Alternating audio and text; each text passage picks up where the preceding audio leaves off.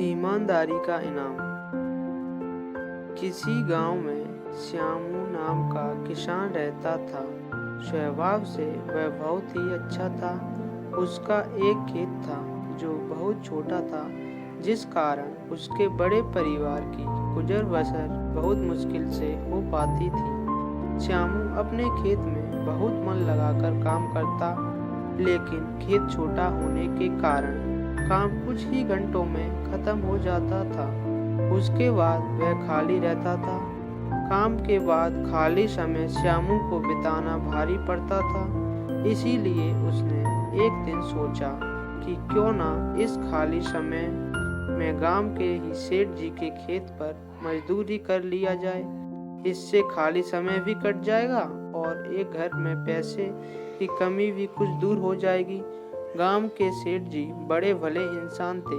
श्यामू जब उनसे काम मांगने गया तो सेठ जी ने कहा, तुम्हें मेरे खेत पर मजदूरी करने की जरूरत नहीं है। आज से मैं पूरे खेत की जिम्मेदारी तुमको देता हूँ। जो भी फसल होगी आधा मुझे दे देना और आधा तुम ले जाना। सेठ जी के इस भले व्यवहार से श्यामू बहुत खुश हुआ और अगले ही दिन उनके खेत पर काम शुरू कर दिया। वह प्रतिदिन सुबह सबसे पहले अपने खेत का काम खत्म करता और फिर सेठ जी के खेत में काम करने चला जाता।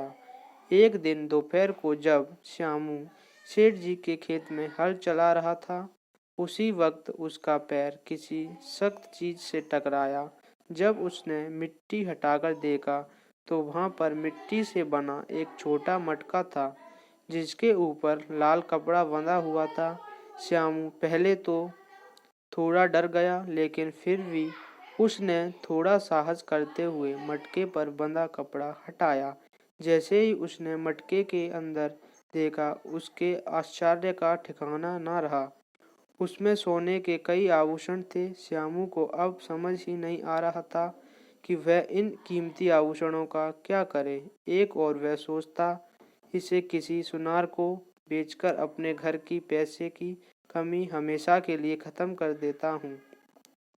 वहीं दूसरे ही पल सोचता कि यह जमीन सेठ जी की है, यह उन्हें ही सौंपना उचित होगा।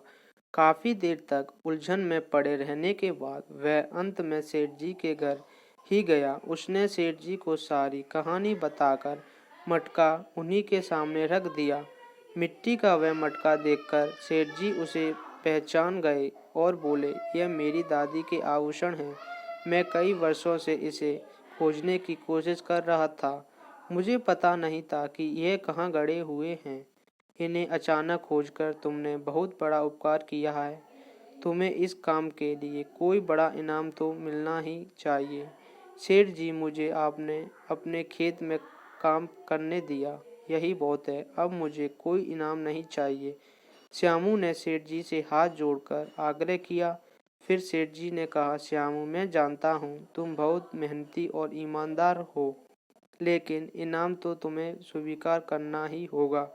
सेठ जी थोड़ी देर रुके और फिर कहा, मेरे जिस खेत पर तुम काम कर रहे हो, आज से वह तुम्हारा है।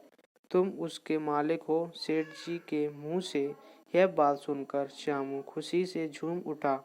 उसकी आंखों में खुशी के आंसू थे। वह मन ही मन सोच रहा था कि यदि वह लालच में पड़कर अपनी ईमानदारी को भूल जाता तो उसे इतना बड़ा इनाम नहीं मिलता।